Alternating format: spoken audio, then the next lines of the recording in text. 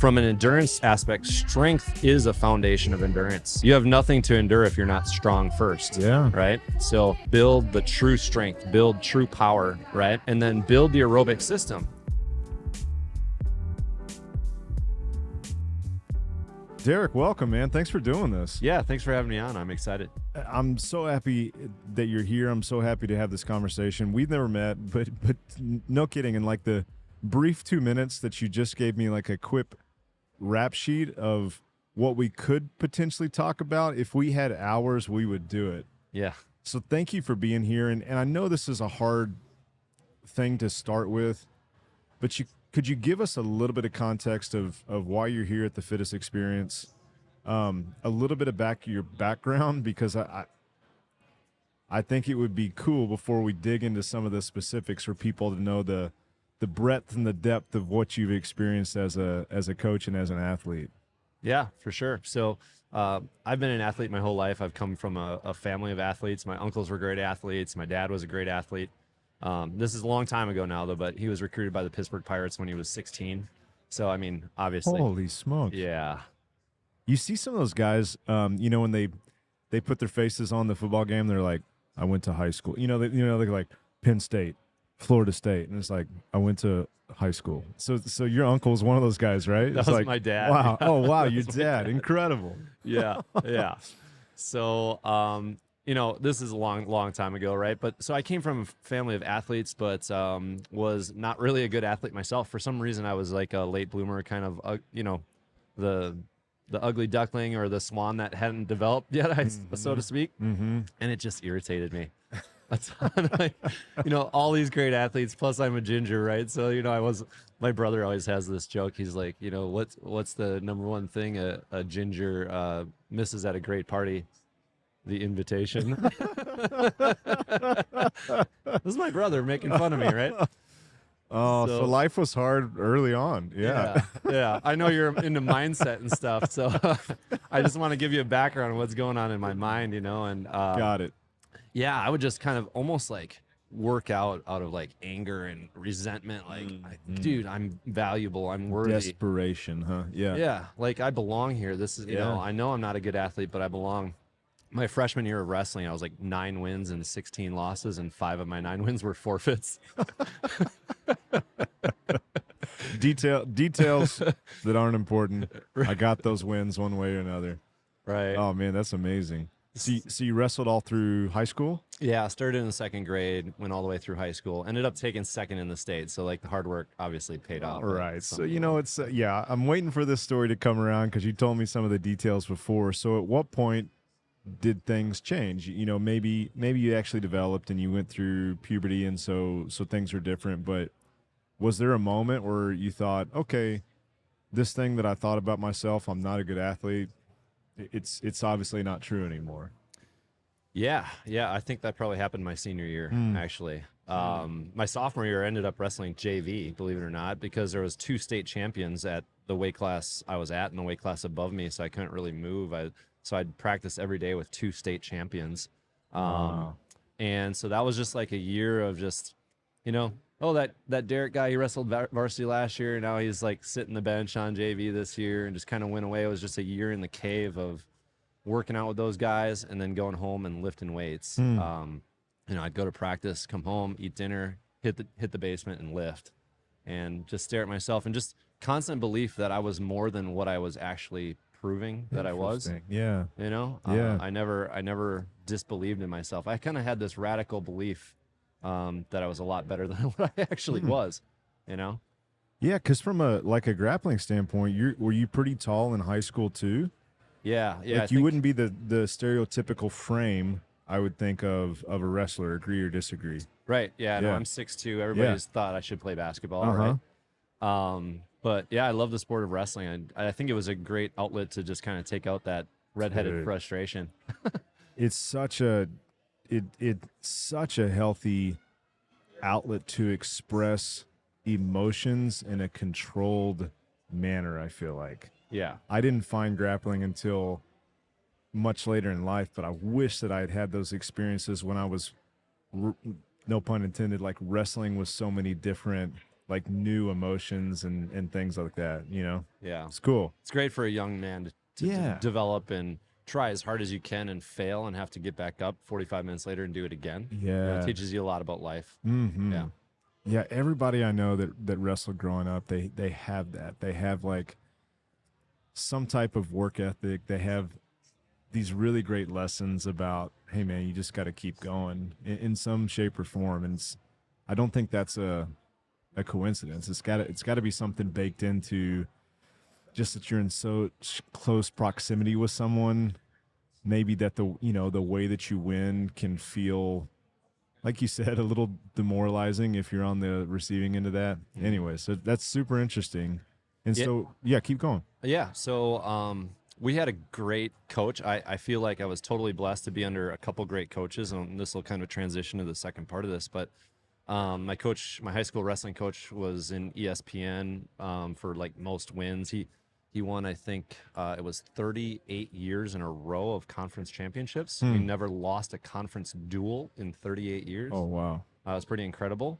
So kind of came from that background, got to see what like a championship mindset was like, a championship team was like, and be a part of that. And then you mentioned my height. I did grow, and all of a sudden one year I got good at track. So found myself at the state championships as a junior in track, and then senior as well. Was projected to break the state record at state, which I did break at sectionals, but you can't break the state record at sectionals. You got to break it at state. You got to do it again. Yep. And I tripped and fell and took sixth instead.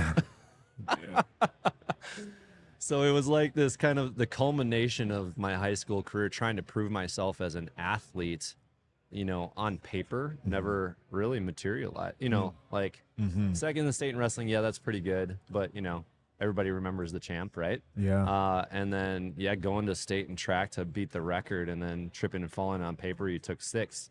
Nobody really sees that, hey, all that hard work really paid off.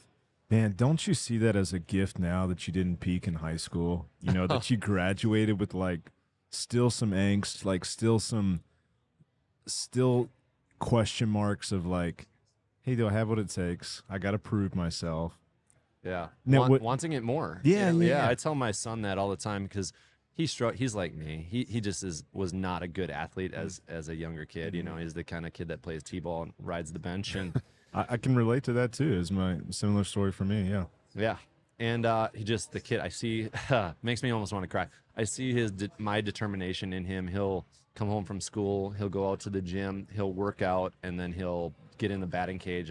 My dad has a batting cage that he gave to us now, and he'll take hits and swings, and he's getting a lot better. So it's coming. It's going to happen for him. I believe it will. And I got kids as well, and it's a crazy thing, right? It makes you emotional too to see the raw, unsocialized parts of you in them, and then I think this is like the greatest gift of being a parent, is that you know how to handle that, right? It's like, oh, this thing that you're struggling with. Yep.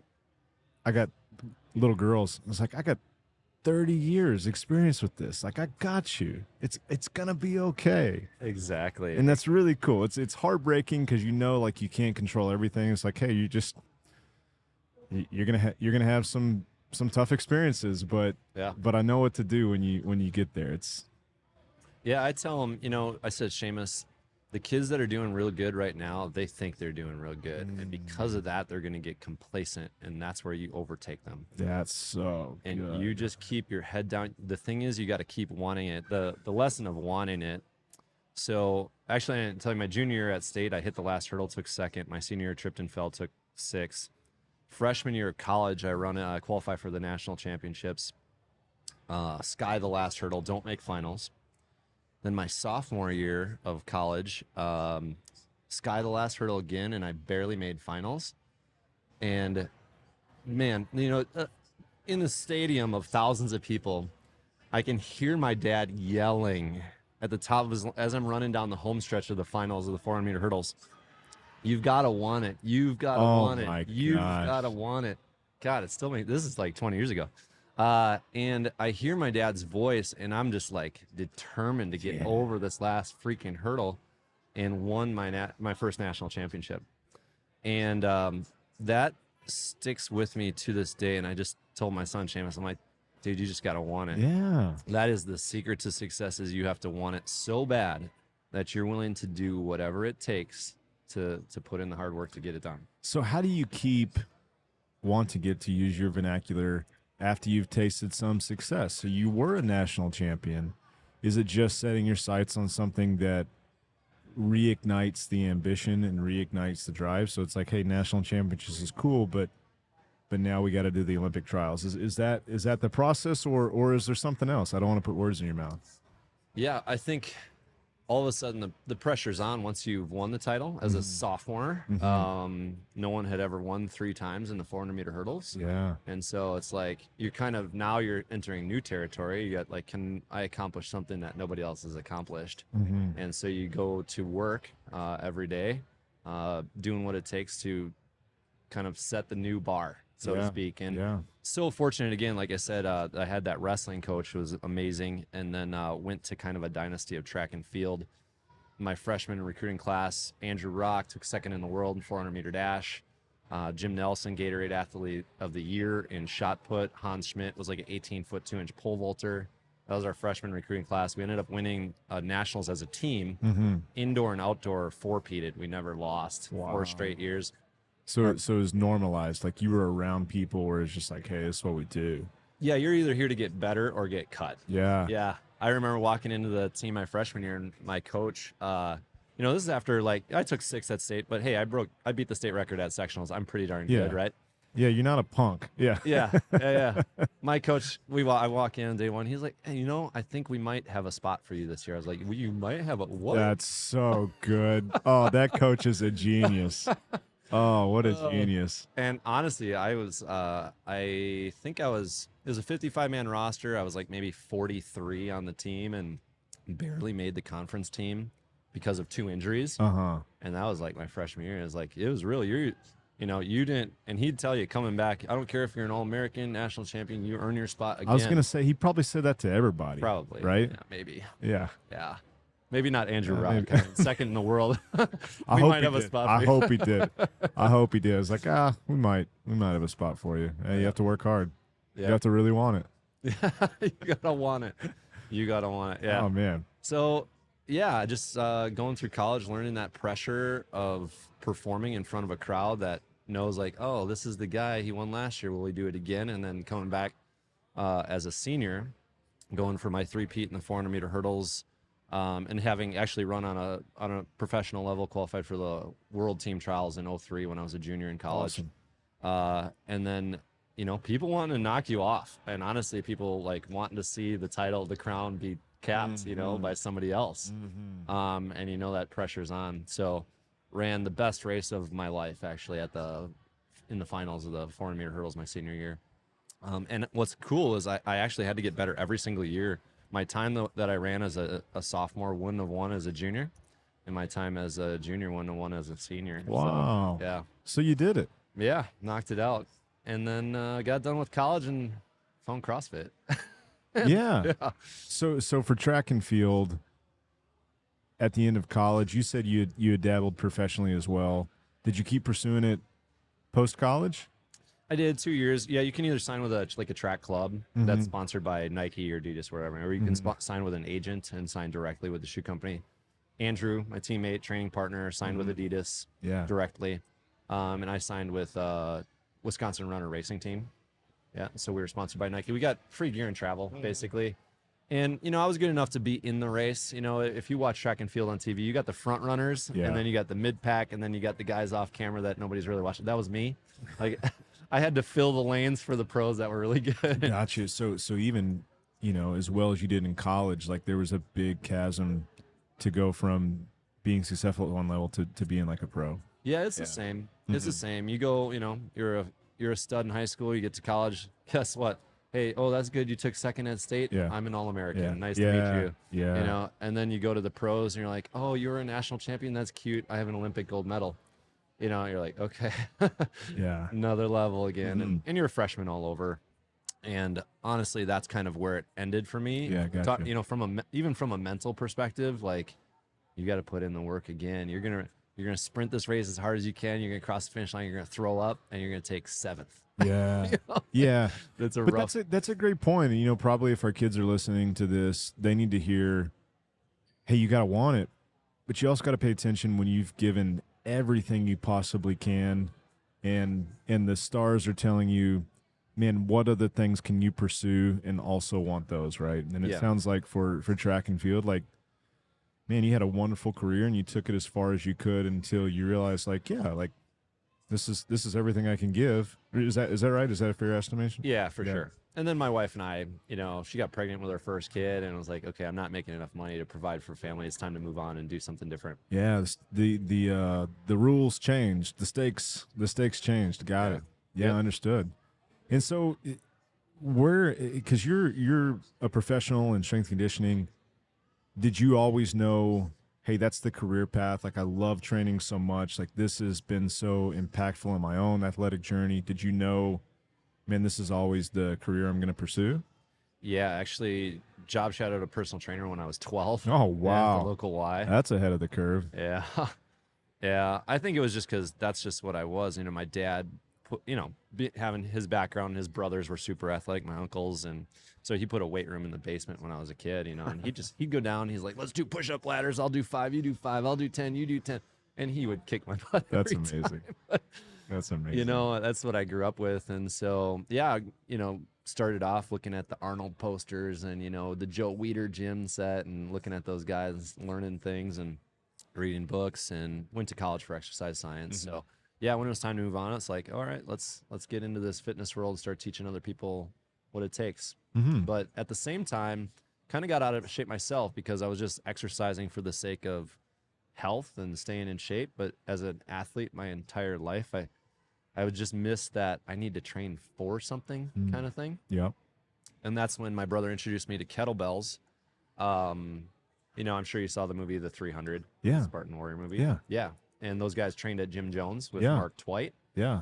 And that's how my brother saw kettlebells. He's like, what is this crazy thing? And goes, That was a huge influence on my brother and I as well. So my brother and I started a gym, and even though it was a CrossFit gym, our entry point was Mark Twight. yeah. Our entry point was Jim Jones. Yep. Yeah. That was the era. Yeah. For sure. Yeah, keep going. Yeah. So, yeah, he goes to a certification with Pavel Satsaline and gets certified, and just totally humbling, right? You're used to the, I don't know, whatever you did your whole life and with a machine weights or whatever, and you put a kettlebell in your hand, and it's humbling. Like I could do a Turkish get up with like 35 pounds, you know, and my arms shaking. Yeah. Like, what is going on? Yeah, it's like, have I ever exercised a day in my life? Yeah. Right. Right. So I took to snatching because I picked up rock climbing as a 1-credit class in college, just as extra credit for any kind of activity. Yeah. And so my grip was pretty good. Always took pride in my grip strength, and then I think the running background helped. So very quickly found out I was good at kettlebell snatching, and there was like a 10-minute snatch test. They called it the Secret Service Snatch Test. Yeah. Can you get 200 in 10 minutes, right? Yeah. And, I got 297. And yeah, I was kind of trying to push the record bounds of that for a long time. Some Gearvik in Russia ended up doing 300, you know, in 10 minutes. Which Do we have that on video? yeah. Oh, okay. yeah. It's I legit, saw yeah. it. He actually only switched hands one time. He Oh did my. 150 straight on his right, switched hands, 150 straight on. What's his the left. weight? 24 kilogram in 10 minutes. That's something. Yeah. It's, I mean, nothing to discredit your own performance. It's amazing as well, but that's something. it was Wow. next level. Yeah. Yeah. And through that process, somebody said, hey, you should look into CrossFit. I'm like, what's CrossFit? You know? So got into that whole thing and training for fitness, and was introduced to the Tactical Strength Challenge as well through Pavel Satsaline. And tell us exactly what that is, because I'm sure, you know, like you were saying earlier, that was for a long time like internal to his brand and his organization. But tell us exactly what the Tactical Strength Challenge is. Yeah, everybody says, what's tactical about this Tactical Strength Challenge? And the answer is, you know, Pavel, when he grew up in Belarus over near Russia, you know, they had military testing standards just like we do here. You know, our military has to do, you know, push-ups and 2-mile run tests and sit-ups and all this kind of stuff. And his was, their test was pistol squats, pull-ups and kettlebell snatching. And so he brought that to America, just saying, hey, like, you should have like a functional level of strength, muscular endurance, stamina, and cardiovascular stamina. But quickly found out a lot of people couldn't do pistol squats. Oh, yeah. And he was like, what is this? So he changed it to deadlift, and the competition just stuck. So it turned out to be powerlifting style rules, deadlift, 3 attempts to get a max weight. And then you'd go to a strict pull-up test, touching below your jawline to the bar, and then full extension with a pause. And then a 5-minute kettlebell snatch test. The elite division was using 32 kilograms. Nice. Which is legit, right? Yeah. And so, and women, the elites are using 20 kilograms. So, yeah. Love that competition. It was just totally in my wheelhouse. Over the course of about a 10-year span, it was twice a year, every spring and fall. And I won it 14 times. Golly. Yep. So I gotta know, the pull-ups was 1 attempt max reps? Max reps. What was the best you ever did? Best I ever got was 33. Damn. never. And how much do you weigh? When I was competing, I was like 207. Yeah. Yeah. Oh, man, that's awesome. Yeah. That's Thanks. so good. Yeah. Yeah, so tall guy, long arms, good grip, great at the snatch. Deadlift. Yeah. It was good. Yeah. Was The good whole for you. thing. Yeah. 635 deadlift on the platform. That was my best performance. And I'm not sure I ever lined up a best performance in all 3. I You know what got I you. mean? Like, Yeah. you have different times of life where one's better than another, right? Yeah. So there were some guys around the world, Gintas Linska. So this is a global competition, right? He's from France, just a monster in the kettlebell snatch. I couldn't catch him, but I'd win the overall. Yeah. Right? And then Tim Ullman from Australia, this Aussie dude that just kind of the same thing. He was in the military, and they tested pull-ups, and they laughed at him the first time he did pull-ups. Like, it was like embarrassing, and he's like, I'll never be embarrassed again. And just the dude started cranking on pull-ups, and then he was probably about 235, and he cut down to 205, and he did like 43 strict pull-ups. Like, dude, Yeah.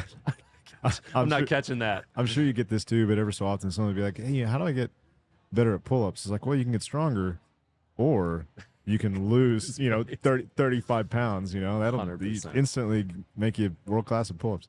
Yeah. Oh, that's super cool. So you did that several times, competed, and then at the same time, like, you're training other people. And do you and your brother work together? Do you guys operate in a facility? Is it remote? Like, what do you got going on now? Yeah, for sure. So he owns a gym near Milwaukee, Wisconsin. Okay, gotcha. Yeah, TNT Performance Training. TNT stands for Thinking, Nutrition, and Training. Oh, I like that. Yep. It's well-rounded. Kind of the old mind, body, spirit. Yeah. Right? From the 90s that Yeah. the fitness industry talked It's about. back. Yeah. Yeah. Exactly. So, that's what we do today. Pavel said, hey, are you done with this TSC thing? Can you now run it for me? And we said, sure. So we started running the TSC for Pavel. And it lived within the StrongFirst community. You had to be a StrongFirst certified instructor to host it. And pandemic hit, and StrongFirst, they had other irons in the fire that they wanted to go to. So they decided to turn the TSC over to my brother and I. Oh, super cool. Yeah. So What better people to turn it over to than someone that's actually been in that world for a long time. You guys are certified through Pablo as well? Yeah, through StrongFirst. I'm actually a master instructor. There's 16 of us in the world, 16 masters. My brother's a senior instructor. So that's amazing. It's taken a long time and a long road, and developed a really cool relationship with Pavel. He's always interested in training techniques, coming from like the coaches that I've had my whole life, and learning from these guys. Obviously, when you win 38 conference titles in a row, like, you're doing something right, right with training. Yeah. And then go to college and 4-peat national championships as a team, the guy's doing something right. Yeah. And so Pavel started kind of picking my brain and saying, what are you doing? What's training? Obviously, you won the TSC 14 times. Like, you're doing something right. Yeah. There's this trend going on here. Yeah. Like, what's happening? And so, I went and took his course, Strong Endurance, and it was just so over my head. It's just all this biochemistry and, physiology that was just over my head. And I remember enough from college, but I'm not on this level, right? I'm not a biochemist, really. And it took me like 3 times. I took his course 3 times, the same course. And finally it hit me like, I think I get this. Huh. And I started to connect the dots from the track and field background of like, hey, we start in September and we don't peak until June. Yeah. Right. Yeah. And how do you build this system that progresses over this period of time to peak? And then what's your off season? And then you do it all over again. Mm-hmm. And in Pavel's brain, you know, he's like, this protocol works and this protocol works and this protocol works. He does all this stuff. So a general arching theory and then different models within that theory that work. Well, what I connected the dots between the models. Said, hey, you know, this one leads into this one really well. And that leads into this next one really well. And then the next one really well. And I put it in a system. So he had these, call it like microcycles, and you put it into one really system. Big macro. Yeah, cycle. like a big macro. Yeah. Yep. Oh, wow. Yep. This is incredible, man. Yeah. How long ago was this where you like started to connect these dots? Well, I mean, it was definitely pre-COVID. I think I've been teaching all-terrain conditioning now, which is a course that I've taken over for Pavel in this realm to train like mountain sport athletes, mountaineers, climbers, special operators, obstacle course racers, this kind of thing. And so, yeah, I want to say I started maybe around 2015 and, you know, kind of had it figured out and dialed by 2017, 2018, something like that. Wow. Yeah. This is what I really want to talk about is the all-terrain Conditioning. conditioning. Yeah. How did you get interested in that?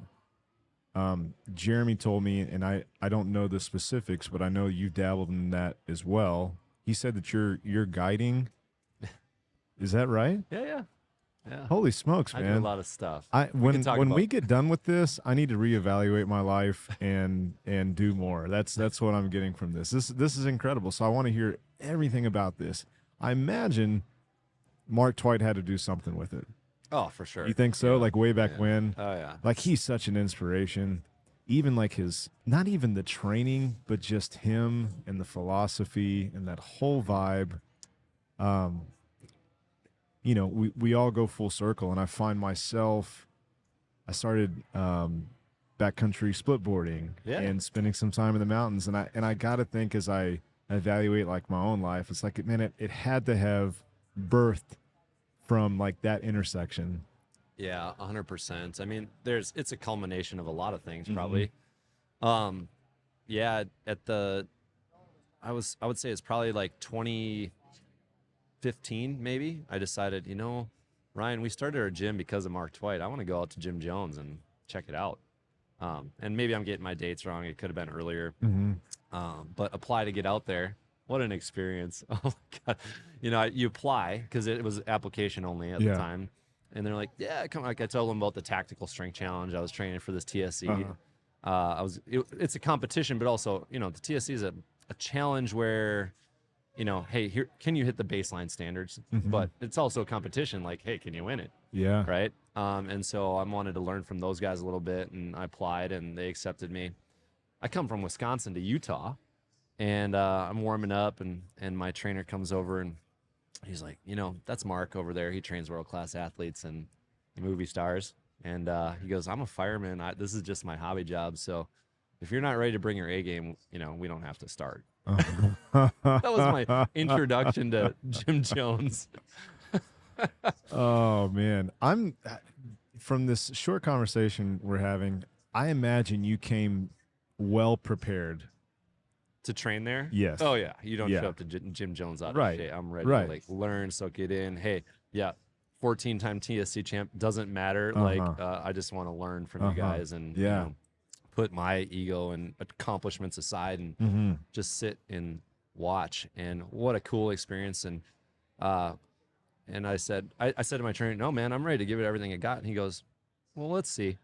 And it's the same as a college coach. It's like, well, we'll see if we have a spot for you. Yeah. Exactly. Exactly. Wow. I never connected those dots. Thank you. Which is probably exactly what you needed to hear. It's like, okay, I've been here before. I know what to do. What a gift. So hit it off with those guys. Was invited to FYF workout. If you know Jim Jones, you probably know about that. And it was interesting. There was a guy who had broken his leg. This is getting off on a crazy I story love topic, it, man. but Keep going. I love it. there's a guy who broke his femur on Teton, Grand Teton, ice climbing, because he fell. And his crampon stuck in the ice. He flipped over backwards, broke his femur. And, you know, kind of the That's rule. gnarly. Dude, Yeah.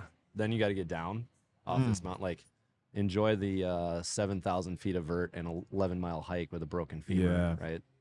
Or call a helicopter for 20 grand, your choice, you know? He actually walked it out with his partner. Did he Yeah. really? Yep, they got him out. Stud. But, yeah, he's in the room kind of rehabbing, and we're all sitting in a circle. This is all getting back to the climbing thing, by the way. We're all sitting in a circle, and somebody asks, you know, Mark, when you're world-class alpinist, like when you're in your heyday, like what could you climb? Like what rating? And he looks around, he goes, 5'9". And if you know anything about climbing, like 5'9" is not professional. Yeah. Like it's like amateur level. And we're looking at each other like too quiet to like ask him like, dude, you're like a 5'13" climber, right? Like tell us. And he goes, you know, in a blizzard with a 40-pound backpack on, crampons, ice axes, and he looks at the guy without falling.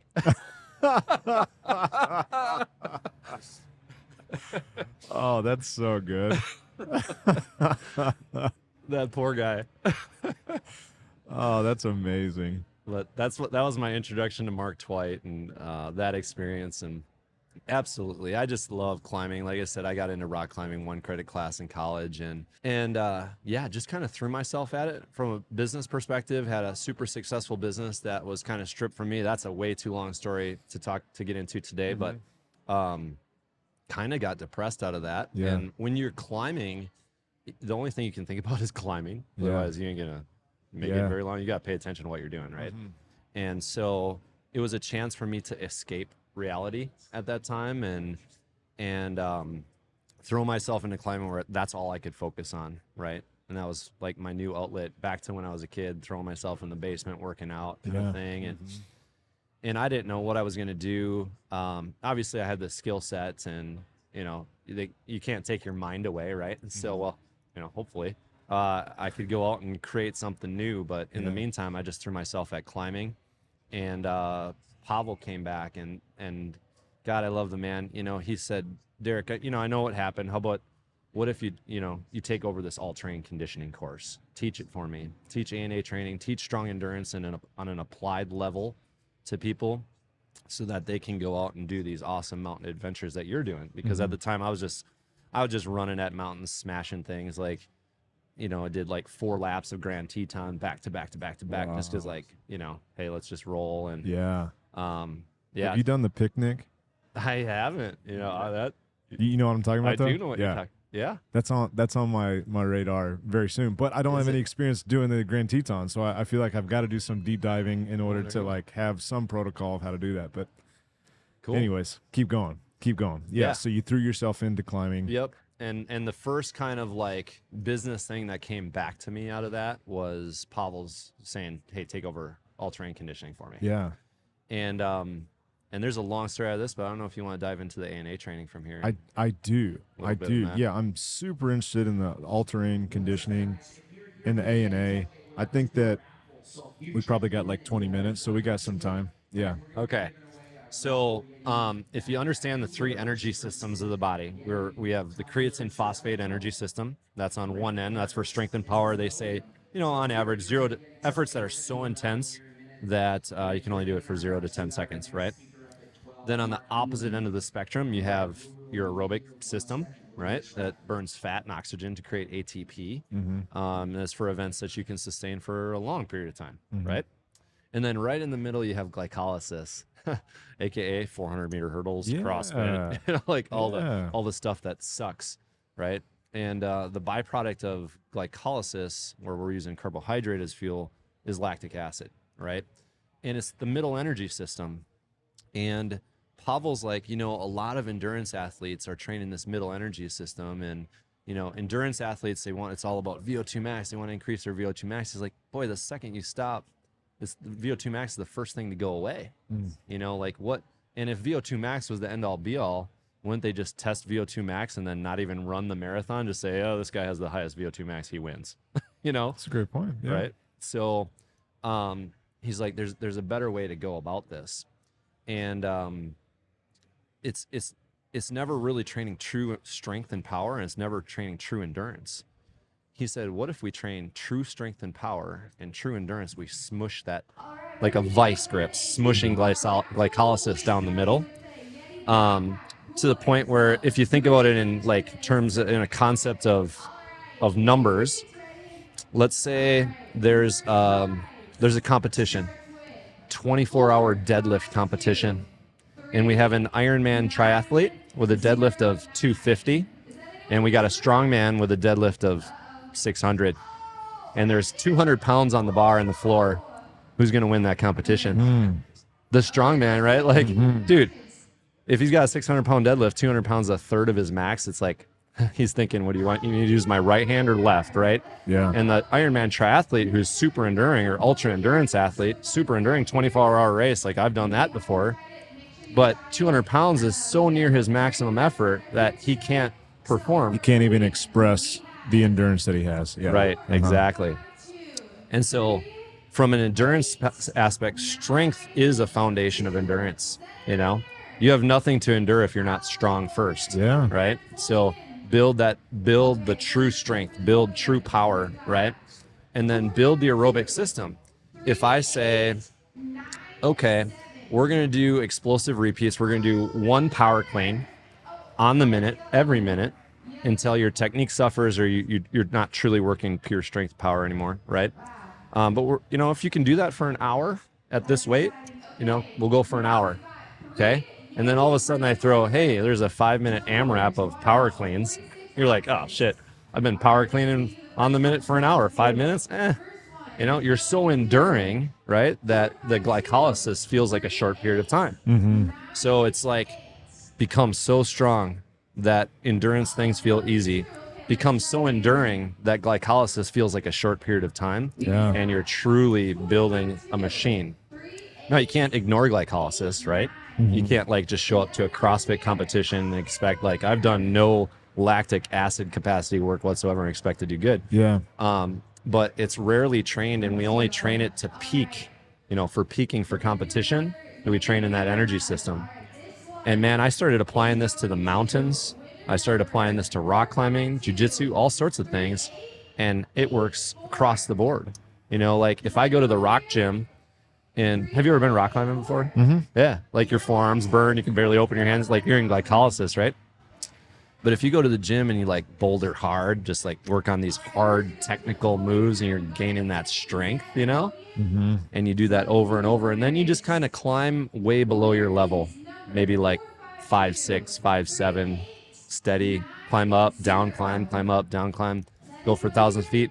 Then all of a sudden you jump on that 512 that you've been struggling with for months and months and months, and you nail it, right? Because you're so strong and you're so enduring, right? And the same thing in the mountains. I climbed Mount Denali last year, Aconcagua, and amazing. Yeah, there's a couple triathletes on our team, Ironman triathletes, and Ironmen are not weak athletes, right? These guys are, mentally tough. Yeah. They know what endurance is like. They put in the time. But yeah, I mean, they didn't make it. 5 days in, they were like, this is soul crushing, because we had a 50-pound backpack and we were pulling a 40-pound sled. Yeah. It's it doesn't matter how enduring you are, if you're lacking, if 90 pounds of gear is soul crushing, that's going to be rough on you. Yeah. So is this what I hear when people talk about polarization training, or is that something different? Boy, I don't know enough about that to comment. I think it makes so much sense what you're saying, though. And, I've always questioned the glycolysis, or, an anaerobic lactate type workout, and its necessity for adventure, its necessity for health.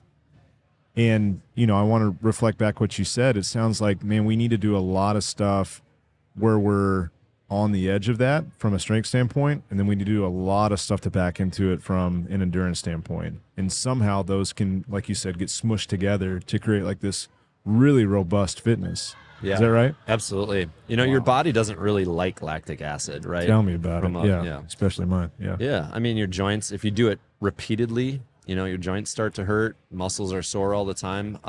From a cellular level, your mitochondria, which produce ATP, they don't like it either.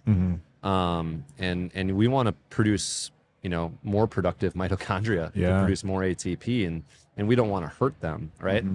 In the same token, it's kind of like everything in moderation, right? There's certain times where, like, hey, a good lactic acid workout to kind of destroy weaker mitochondria, that's probably a good idea. We just don't want to do it to the point where it's hurting our stronger mitochondria. And even from the point of constantly redlining your heart rate, building a thicker heart versus a more elastic heart, from a health perspective. So, yeah, I mean, I just think that this would be, and the great CrossFit athletes inherently latch onto this. I think they have to back into it if they want to keep training like long term. It's like they don't say it as eloquently as you do, but they have figured out, like, okay, in order for me to keep going, it's going to have to come down to those two extremes, and like figuring out how to meet in the middle. And being the guy I was just doing a podcast with before was saying just that. It's like the more advanced your training edge is, the less you'll be doing that particular thing just because it's so costly. Yeah. Specialization of training. And absolutely, man. So is this a whole paradigm? Like, this is a whole program. Yeah, absolutely. And so how can I'm asking this very selfishly for me, because I think this is so cool, but for the all-terrain program, all-terrain conditioning, is there books on the subject? Is there a website? Is there certifications you can go to? Is there protocol? Like, where can we get more information about this? Because I think the application to things outside of the gym, like this, may be like the key, right? Yeah, I think it's huge. It's worked well for me. Last year, my mountain climbers were 100%, which is kind of a rare thing. Yeah. And that has to do with weather and everything. Everybody kind of got lucky, but the things you could control. Yeah. The things I'm like, hey, let's show up to the mountain in amazing shape. And if it gives us a window, we're going to be in shape to take it no matter where we are. Right. And no matter how many hard days we have to put back to back to get it, we're going to be ready. If we get a window, we're taking it. And I mean, that proved itself on Denali, which had before we summited, it was like a 24% success rate on the season. And then July 1st and 2nd, a window opened, and we're like, bam, there, we're on it, right? And nailed it. You got to put yourself in striking distance. Part of that is being at the right place at the right time, but it's also getting yourself there and ready to take advantage of it. Yeah, good point. Yeah. So anyway, back to your point, where do you get this? I mean, Pavel's got some great books out there. Quick and the Dead, Kettlebell Axe is another one talking about this style of training. And then he's teaching, I think, he's teaching strong endurance in France next year or later this year. I teach all-terrain conditioning around the country. I teach in Seattle next weekend. I teach in Germany in 2 weeks. Then I come back to San Diego and Charleston, and you can find that on strongfirst.com. Cool, take man. that course. Very cool. Yeah. And then for the Tactical Strength Challenge, you're partnering with Jeremy, you and your brother. Yeah. Tell me a little bit about that as we close out. Yeah, absolutely. So we took it over. Pavel handed it down to us. Said, gave you the blessing. Take my baby and run with it and make it bigger and better, right? And so one of the first things was like, hey, let's introduce this to the CrossFit community and really everyone, just society in general, right? There's been awesome challenges, like I mentioned to you, 75 Hard is a great thing. And First Form, what they've done is, they've helped move society forward in fitness. Yeah. And that's a great thing, is to make everybody healthier, humanity healthier. We all pay insurance costs. Like, it would be great to reduce that and just be a healthier, happier society, right? But the TSC is like, hey, can you take the challenge? Can you hit the base level metrics of strength, muscular endurance, and cardiovascular stamina? And it's going to take some training to do that. You can't. Most people, if they haven't really worked out, desk job, they're going to have to put some time and training and effort into hitting the baseline standards, but that's just going to make them better human beings. Yeah, and even in your own story, like how one thing you trained for unlocked this next season of your life. And I'm sure that's That's a really cool way to frame this. And 75 hard, it's like, hey, nobody's expecting you to do 75 hard the rest of your life, but like, what a great gateway to a better way of living. And I think this challenge is it's a really salient, clear objective of what it's about. And to introduce that to people just sounds like super fun way to share the gospel of, what you're into. Yeah. What's next? Exactly. Yeah. You know, you don't think of climbing hard, mountains or doing hard things when you're in terrible shape. Yeah. Right. It's just not in your vocabulary. But then you take on a challenge like 75 hard, and then you do the tactical strength challenge, and you get your strength and endurance to a level where you're capable of doing things. You're like, and somebody says, "What do you want to do this weekend?" Your old response used to be, "Let's go shoot darts or play pool or, watch the game." And now it might be like, I think I want to go hike that mountain. Let's go skiing this weekend. Yeah. Right? Like, yeah. something cool. Yeah. That's awesome, man. Well, Derek, this has been so personally enjoyable for me. Thank you for taking the time. I want to come to one of your courses. It's super interesting. It's some thoughts I've had just anecdotally, and it sounds like you're way ahead of the curve for many of us that have been doing this for a while. So thanks for your time. Yeah, appreciate it. Absolutely. Glad to be on. Thanks for sharing. Cool, man.